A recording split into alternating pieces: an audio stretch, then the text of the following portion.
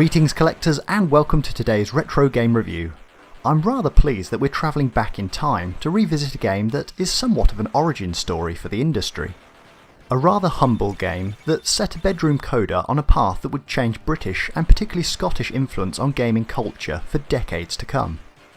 Welcome to the 1988 classic for the Commodore Amiga. It's time for Menace. For many reasons, Menace is somewhat of a landmark game.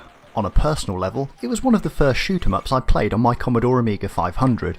I wasn't great at it, but it was incredibly addictive. Perhaps more interesting though is the impact that Menace had on the games industry.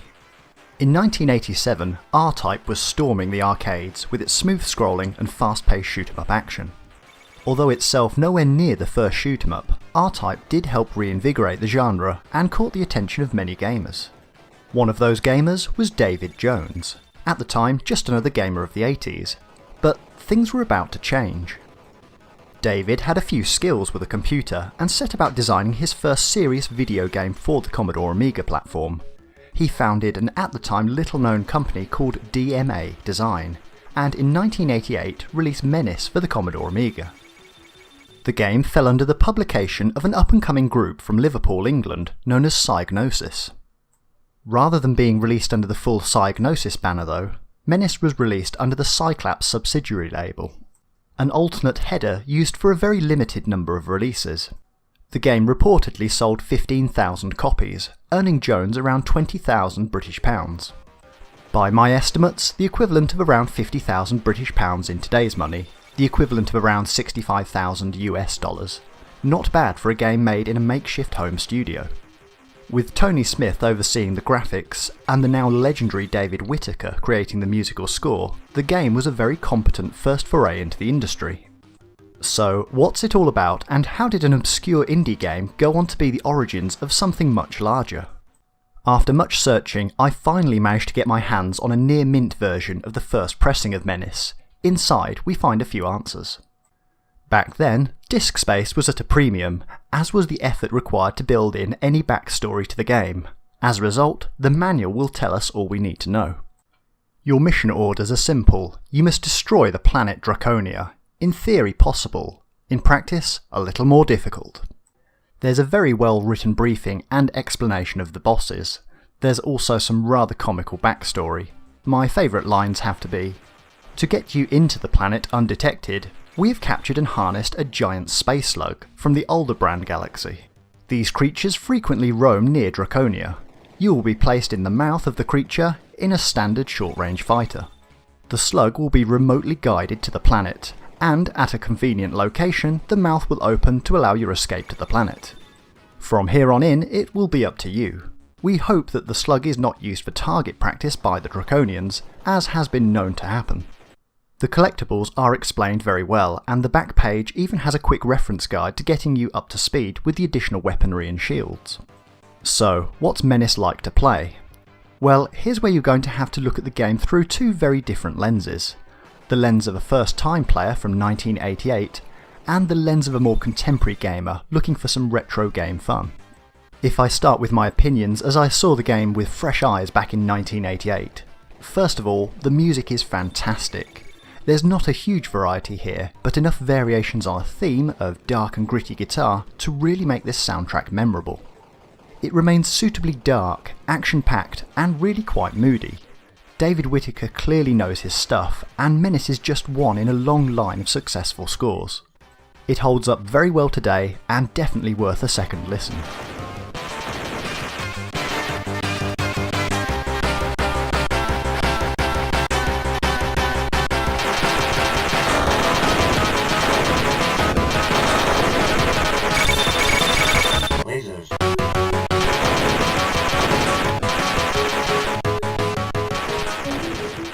As for the sound, it would generally have been greeted with positive views upon release.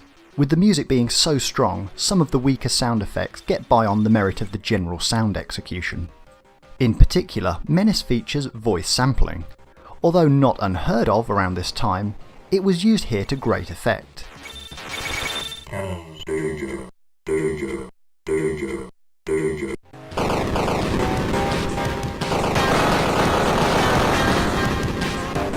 Graphically, the game was fairly decent too for a small indie release. There's some decent variations in the general level mobs, but it's the boss fights that will forever stand out as the iconic visuals of Menace. Getting to the end of each stage is still a treat, just to see what oversized monster is waiting for you. It's a now tried and tested formula and very pleasing. It all feels very solid and old school. If I did have any criticisms of the gameplay, it's that it can become a little repetitive at times. Generally speaking, the levels are broken down into sections of enemy which have a somewhat fixed path formation. Once you learn that formation, you can simply rinse and repeat your way to victory. As the waves repeat themselves within the stage, this is much more noticeable. But hey, this was designed in David Jones' bedroom as a first release, so I think we can cut some slack here. Another feature that perhaps divides players is the Powerup System. Once you kill a batch of enemies, they will drop a power-up icon. To cycle through the type of power-up, you will have to shoot the icon multiple times. This can get very tricky if you're going for the shield pickup, as you'll need to really hit the rapid fire and also leave enough space to collect the item itself. It's certainly not a broken mechanic, and is even still used in shoot-em-ups today.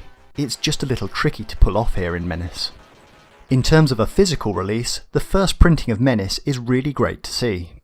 For collectors like myself, this really is something akin to visiting a museum of lost treasures and a real treat to have in the collection. Ian Craig's cover illustration is pure 80s sci-fi and really harks back to that golden age for Psygnosis, where the cover art to their games really helped them stand out from the crowd. It puts me in mind more of an album cover than a game cover. You will of course get the game in all its glory on a 3.5-inch floppy disk and a rather homebrew style manual. Psygnosis were taking no chances and really hammered home the antivirus message in several places. What I really enjoy about this box is how solid it feels.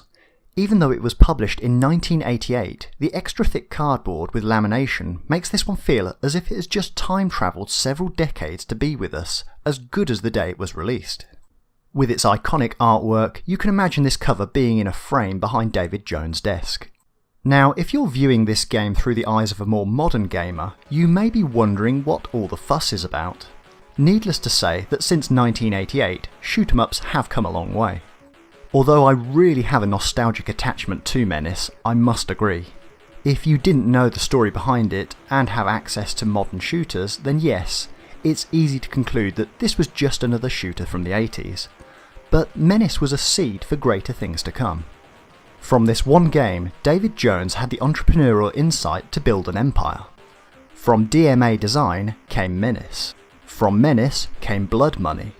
From Blood Money, DMA became a household name. Once established, Jones and DMA unleashed one of the most influential games of the 90s, the juggernaut that was Lemmings. You can even see the influence of Menace on level 14 of Lemmings, Menacing, a landscape reused from the Menace game itself. From there, DMA went on to release a little game called Grand Theft Auto. David's journey from bedroom coder to gaming legend didn't stop there though. David isn't just a game designer, he's a driving force of the gaming and tech industry.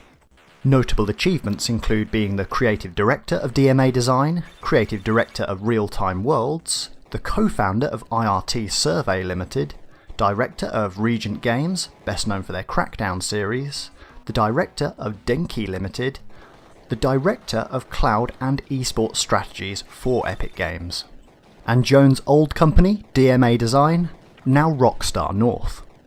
Once David had a couple of hits under his belt, he decided to run rampant over the Scottish game and technology scene, and has had a most extraordinary influence over the gaming industry, which in itself is a story that really requires a full-length documentary to cover.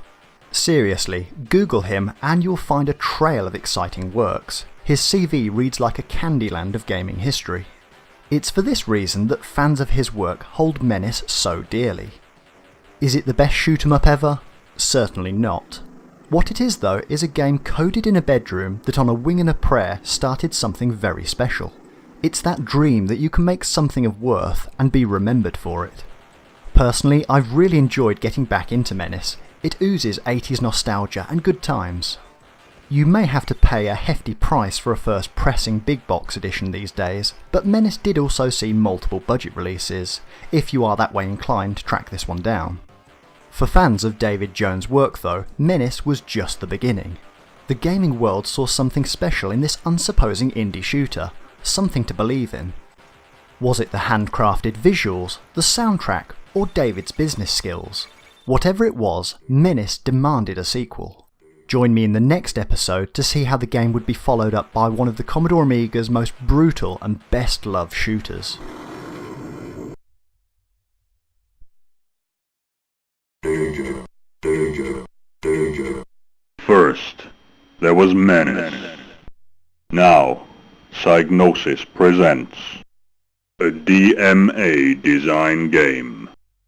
Blood money. There's a whole lot more coming. The biggest unanswered question is where is the money? There's a whole lot more coming.